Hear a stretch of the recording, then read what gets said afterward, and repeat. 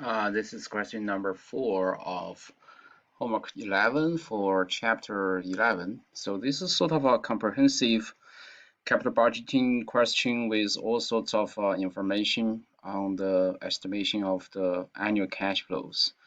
And it's asking also for the annual cash flows, including the terminal cash flows. And finally, it's asking for the NPV given the required rate of return of the project. Um,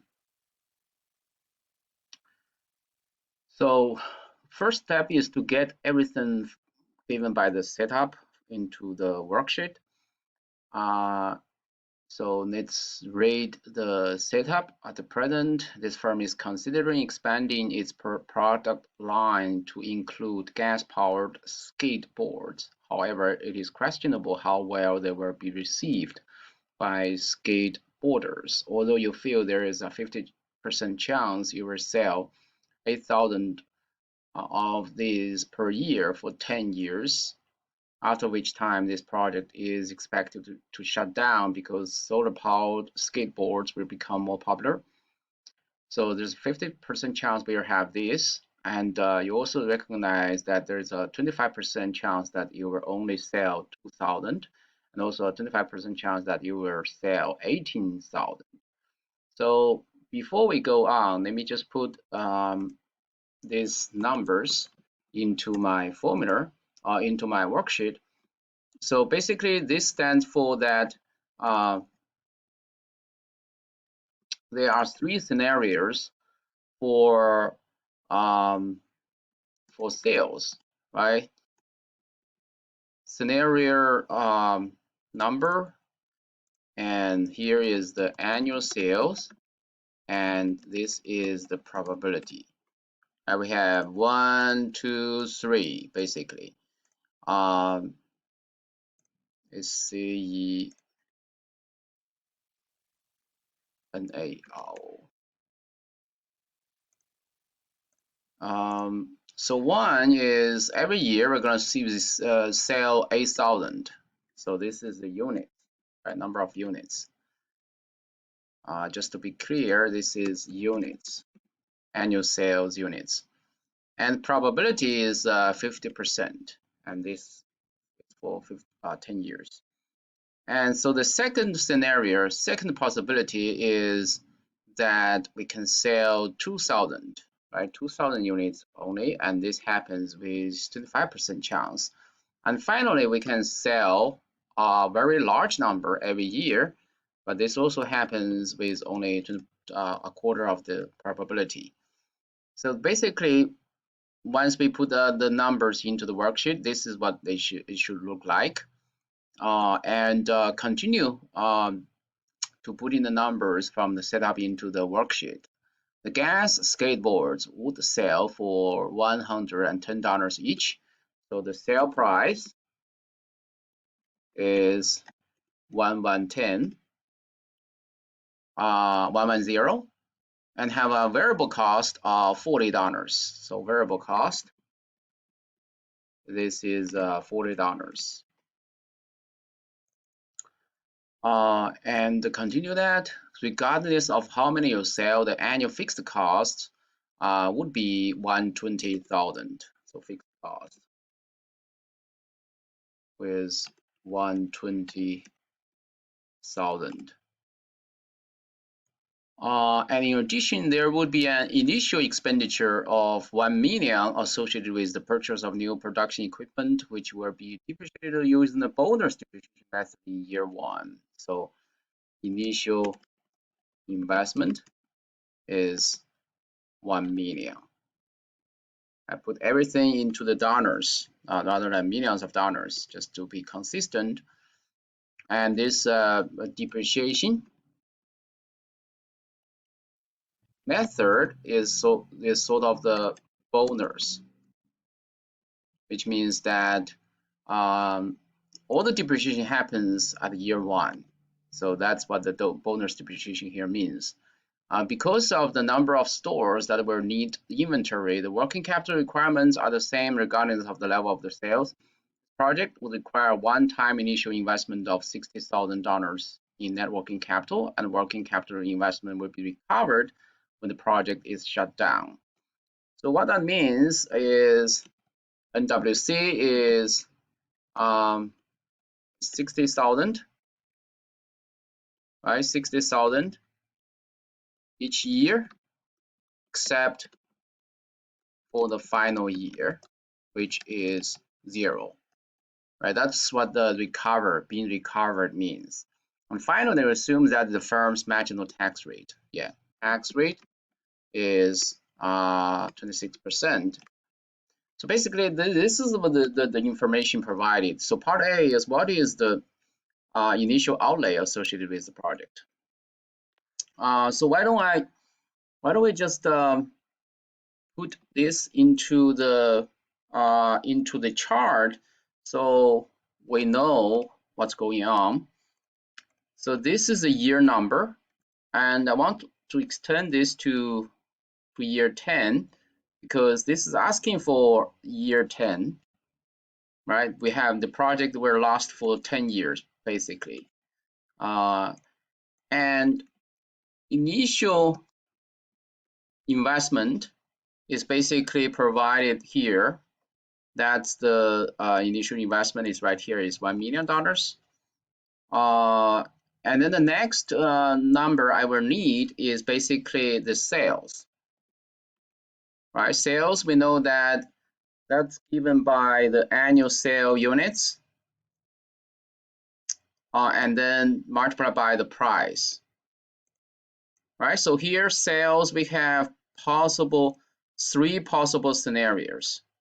And how do we get the sales for each year? Basically, we need to calculate the expected sales, right? So what is expected sales? First, we calculate the sales under scenario 1, right? And then calculate that for scenario 2, and then do that also for scenario 3. And then we take the weighted average of these three numbers. So that's what the expected sales should give us. So sales under scenario 1, basically this can be easily calculated by multiplying the annual sales units, which is right here. But I do want to fix the sale value here because later on I want to track the sale to all other years.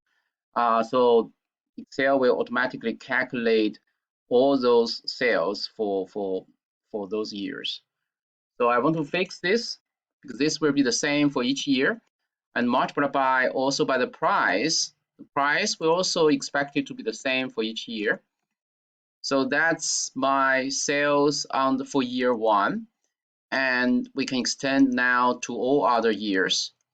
And as expected, these numbers should be the same because the annual sales units are the same and the price is the same. So that's not surprising. And now I can using the same terminology, using the same formula, I can calculate the sales under scenario 2, which is the annual sale units. Again, I want to fix this sale units, sale value here, and multiply by the price. Price will be the same, and also fix the sale value for the price, and extend this to all other years.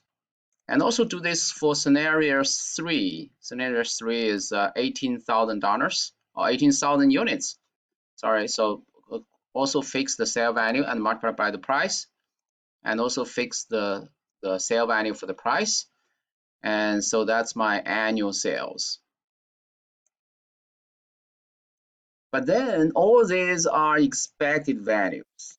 Although all these expected values in the sense that this is what happens under a certain scenario. But we don't know which scenario will happen, right? So what we can do is to calculate the expected value. Expected sales is sort of the weighted average of sales for of all the scenarios, right? And with the weight being the probability of each scenario. So that's what this expected sales here means. So let me just try to format sales and align. I want to align this wrap text so it doesn't take too much space on the right. So this is the formula to get the expected sales. And then how do I calculate this? Basically is the sales under scenario 1 times the probability, right? Probability for scenario 1, which is 50%, and then plus sales under scenario 2, and then times the probability under scenario 2, and then continue that plus the sales under scenario 3, and then multiply by the probability of scenario 3. Again, I want to fix this 3 probability cell here because I want to drag the cell to all other years to automatically calculate the expected sales for all other years. And then now I can extend this to all other years for the calculation. This is my expected sales, annual sales. It's in order, so we know the sales. What about expenses, right? What about expenses? Expenses, so expenses include, we know that basically I'm working at the income statement, right? Because in order to calculate the free cash flows, we need to start from operating cash flow, and then we do some adjustments. We first take care of the incremental net working capital, and then we take care of the capital expenditure, right? So that's basically what we should do. And in terms of the formula, you should check my lecture slides or the book for the formula, right? So this is what basically what I was referring to. Project free cash flow is this is the change in EBIT minus change in taxes plus change in depreciation. Basically, this gives me the operating cash flow and minus the change in net working capital and change in capital expenditure. So that's basically what I need to do. So in order to figure out the operating cash flow, I need the EBIT, right? So that's why I need the expenses. So expenses here has both the variable costs and fixed costs, right? So variable costs, obviously that will be a function of the sales unit. Again, we need to do the, because sales depends on the 3 scenarios. So for variable cost, we should also expect 3 scenarios, right? So variable cost under scenario 1, and then a variable cost under scenario 2 and under scenario 3. So that's basically what we need to do here. But for fixed cost, we don't have to worry about that. It's always the same. So variable cost under scenario 1, this will be a function of the units, right? Sales units. So it's going to be annual sales units and then times the variable cost per unit. But again, I need to fix this, both of the sale value here, because I don't expect them to change for all these years. So now I can extend this to all other years, and then Excel will automatically calculate. And as expected, they are the same for all other years. So similarly for scenario 2, it's going to be the number of units per year for under this scenario multiplied by the variable cost per unit. Again, fix the sale value for each and extend this to the other years. And do that also for scenario this should be scenario 3, not scenario 2. Okay, for scenario 3. So this equals the number of units under this scenario, 18,000, and then times the variable cost per unit. Again, fix both cells, and now extend that to all other years. And finally, I need to calculate add another row here. I need to calculate expected variable cost. Basically, this similar to the expected sales. This should be the weighted average of all these variable costs, and with the weight being the probability for each scenario. So scenario 1, the variable cost multiplied by the probability for this scenario, which is 50%. Again, fix the sale value for the probability here, and add the variable cost under scenario 2, and then multiply by the probability under scenario 2 for scenario 2. So this fixed this sale value, and then continue that the variable cost for scenario 3, and then multiply by the probability for scenario 3. So this is fix that, and then extend this to all other years. So this is my expected variable cost. And fixed cost, this do not change. So I'm just making that to be equal to this for each year.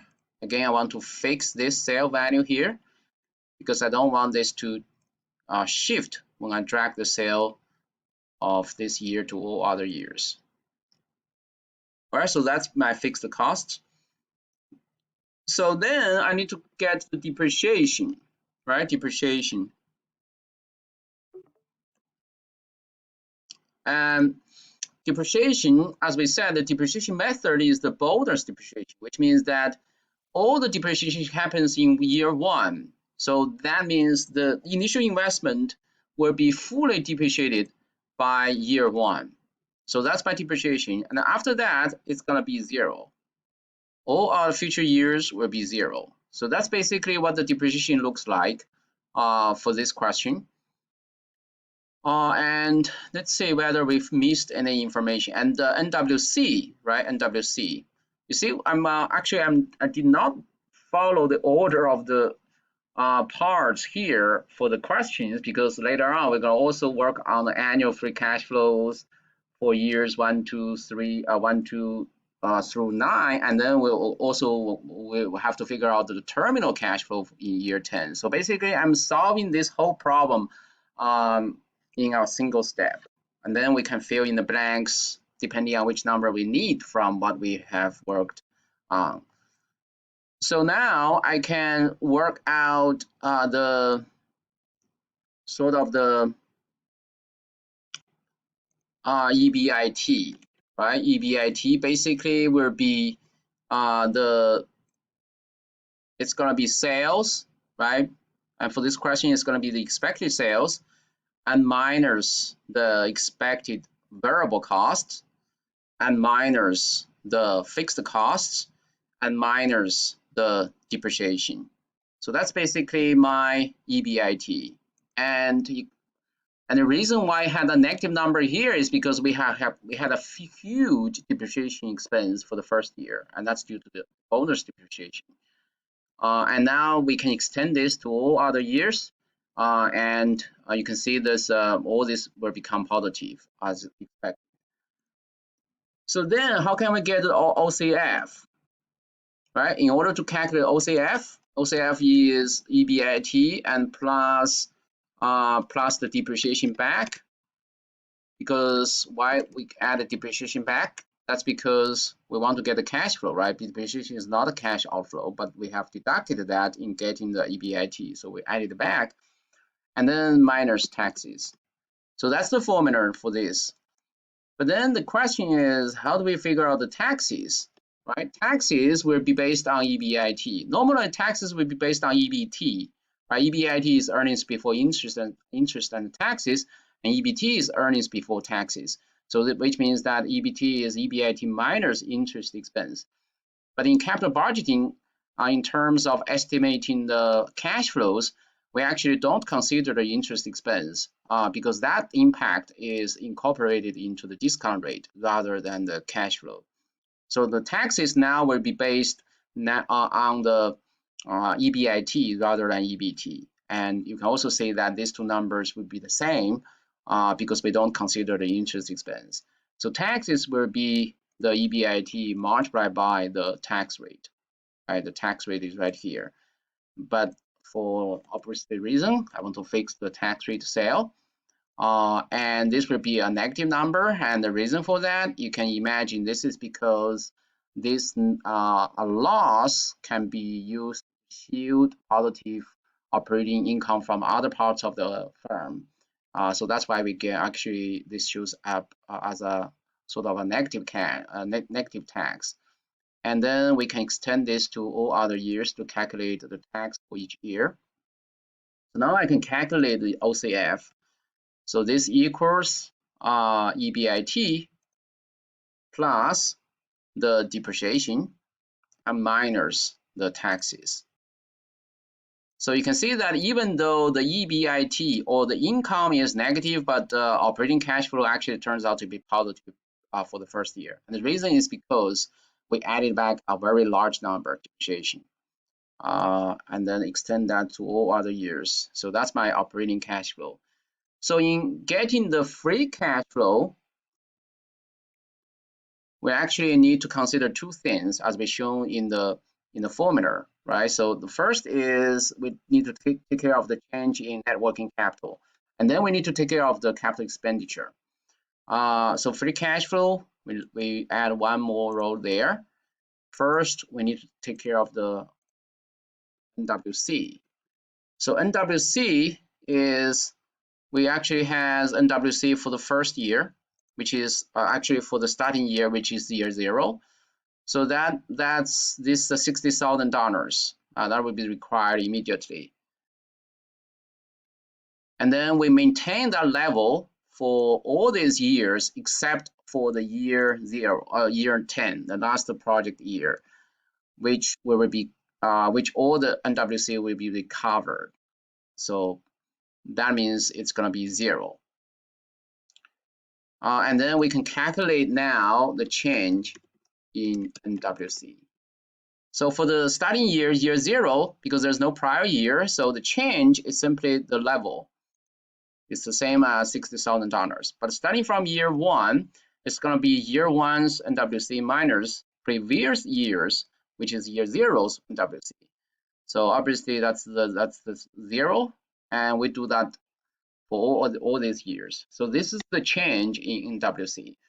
So now I can calculate free cash flow based on this formula, right? I have the OCF, I have the change in net working capital. I also have the information on the initial investment. That's basically my capital expenditure. And this question doesn't mention anything about the salvage value, right? So if there's a salvage value means that by the end of the project, we can sell the remaining asset to the market. So we can receive some cash flow from that activity as well. But we need to pay taxes on that. So we need to calculate the after-tax salvage value. But in this question, there doesn't seem to have such a complication. So we just ignore that. And free cash flow now will be based on OCF, change in NWC, and the capital expenditure, which is simply the initial investment. So it's going to be equals OCF right here. So you can see that even though for the starting year there's no OCF, but still I need to put the sale value here because there I need to extend this sale, the calculation of the free cash flow to all other years. And for all other years, we do have operating cash flow. So I still need to put the sale value here. And then I need to subtract the change in NWC and then minus the capital expenditure, which is the investment. So that's basically the free cash flow for my starting year. And then I can extend this to all other years.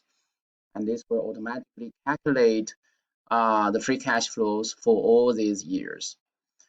So now I think I'm done actually for part A. What is the initial cash outlay for associated with the project?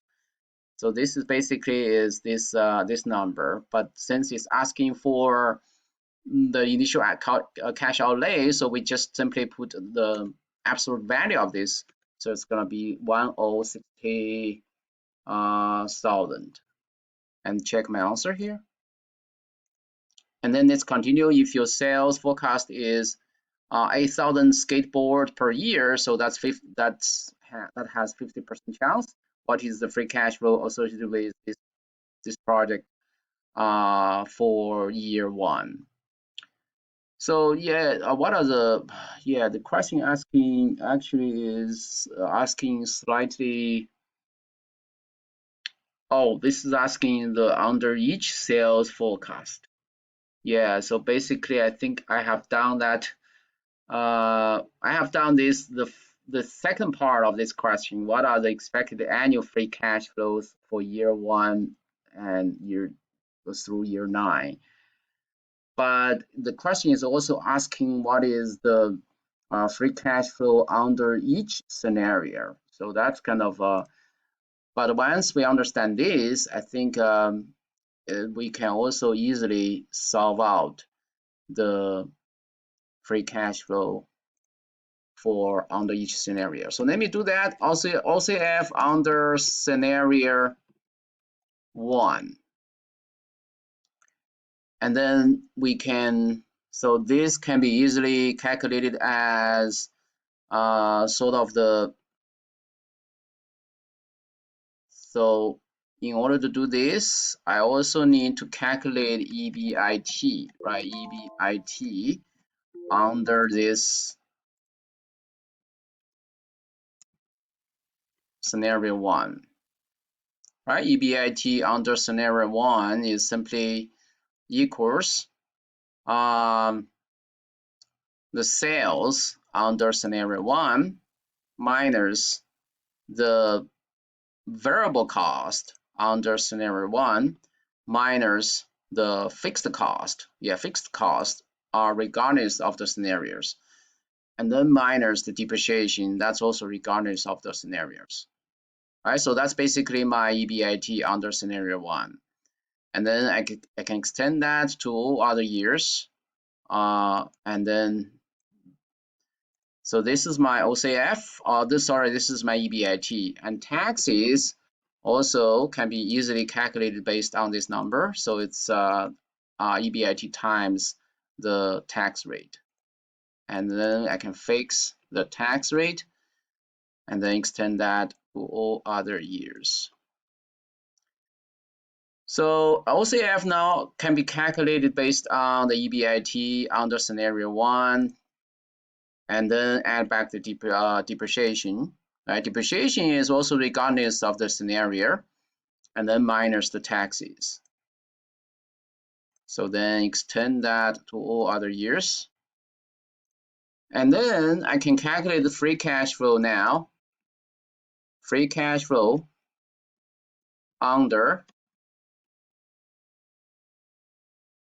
scenario 1. So this is my free cash flow under scenario 1, right? Using the same formula as what I show here. So basically, it's OCF. It's going to be OCF. And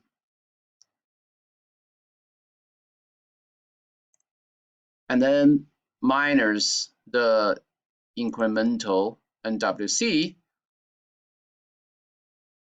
and then minus the initial investment, and extend that to all other years. So that's my, if your sales forecast is this per year, what is the free cash flow associated with this for year 1? So basically, I just copy the number from year 1 to this blank and get rid of the dollar sign and check my answer. And if the sales forecast is $8,000 skateboard per year, what are the free cash flows associated with this project for years 2 through 9? So just copy this number. Also, remember to get rid of the dollar sign and check my answer. Good job. And so it's out. If your sales forecast is 2,000 skateboards per year, what is the free cash flow associated with this? So do the same. Basically, we can just copy this. But remember, we need to change the number, right? So scenario, now it's for scenario 2. Basically, I'm just trying to use the same structure, but I'm gonna do this calculation in any case. So EBIT under scenario 2 is gonna be the sales under scenario 2, right? It's equal to equals sales under scenario 2 minus the variable cost under scenario 2 and minus the fixed cost, and this is regardless of the scenario, and minus the depreciation, and extend this to all other years. And taxes here, actually I can keep this formula, right? Because this will be based on the new EBIT under scenario 2, and this automatically calculates. And OCF under scenario 2, this also, I think I need to change this formula to be C. Basically, this will be the EBIT, add back the depreciation, right? Depreciation, and then deduct the taxes. So that's the formula for this OCF, and extend that for all other years. And the free cash flow under scenario 2, this will be the OCF minus the incremental NWC and minus the initial investment. All right, so that's the formula, and then extend that to all other years. So now I can copy this number back. This is what it's asking, I think. What is the free cash flow associated with this project for year 1? So get rid of the blanks and the dollar sign and check my answer. And also copy the number for year 2 through 9 back to this blank.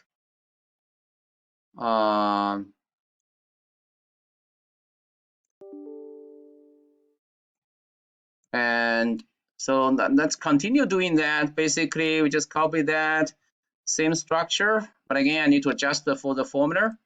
And now this is for scenario 3. For scenario 3.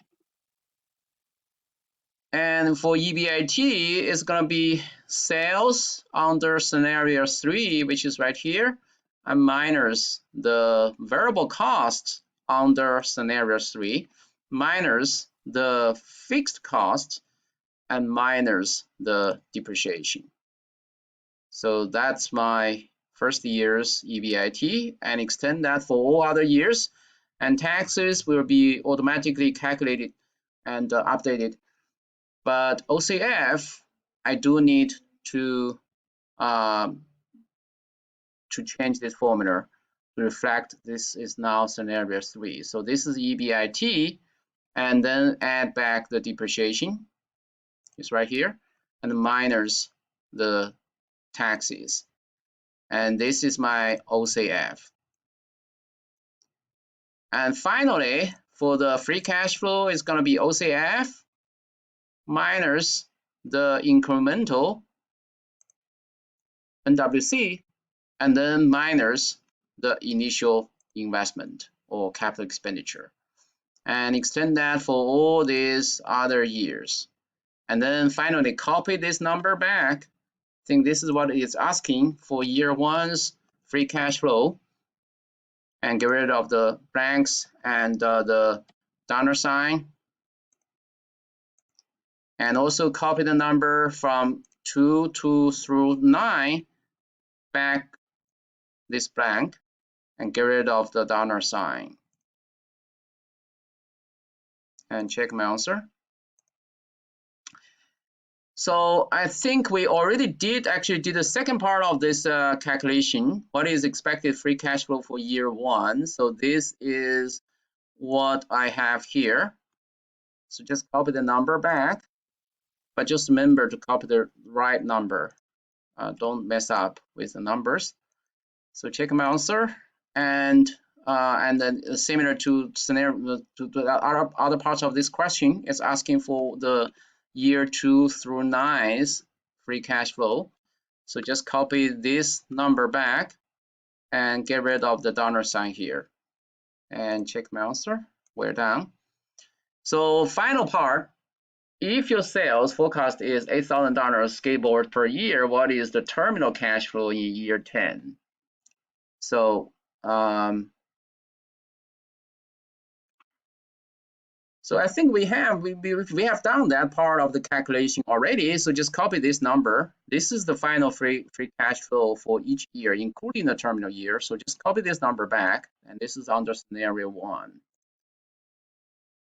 Get rid of the blank and the dollar sign, and check my answer. And also for the second scenario, what is the terminal cash flow? Just copy the other number for the terminal.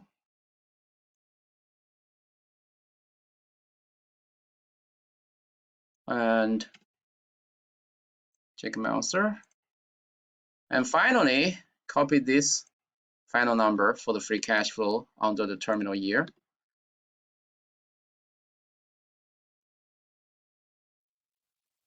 All right.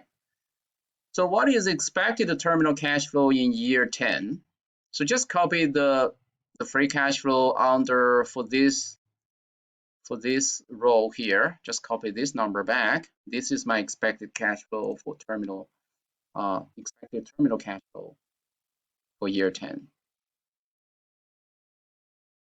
All right. So final part. Using expected free cash flows, what is the project's NPV given a required rate of return of 8%? So now I can calculate the NPV. Just add another row here. NPV. How do we calculate NPV? We can use the NPV function equals NPV and open it. Once you open the NPV function, you will notice that the first argument here is the rate. Basically, that is the discount rate. So we need the required rate of return. That's my discount rate, 8%. 8%. And then you're starting from the second argument. You can see it's value 1, value 2, value 3. So that's basically the future cash flows. So basically, the NPV function in Excel is calculating the expected value of all future cash flows. It doesn't include the initial cash outlay. So which means that after we have done this NPV calculation, in order to figure out the NPV of this project, we still need to deal with the initial cash outlay by adding or the initial cash outlay if this has already reflected the sign, which is the case here. And if not, then we need to deduct the initial cash outlay. So NPV function is starting from year 1 and all the way to the final project year, and close that. And as we said, so far, this is only calculating the PV part of this NPV function, the present value of all future cash flows. And then we also need to add the initial cash outlay.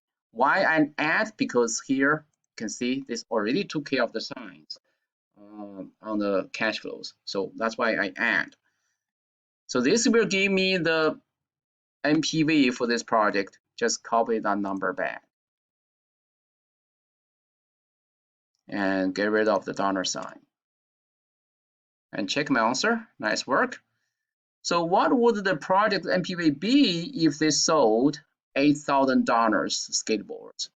So that's like the 50%, the scenario one, right? So similarly, I think we have done the cash flow calculation for each of the scenarios. So it's just applying the same formula for different numbers, right? Different numbers under these scenarios. So now is equals NPV. And again, this starts from year one's cash flow all the way down to the last years, and then add the initial outlay. So that will become, oh, I forgot to put the discount rate, yeah, which is the 8%. So that should be the correct formula. All right, so just copy that number back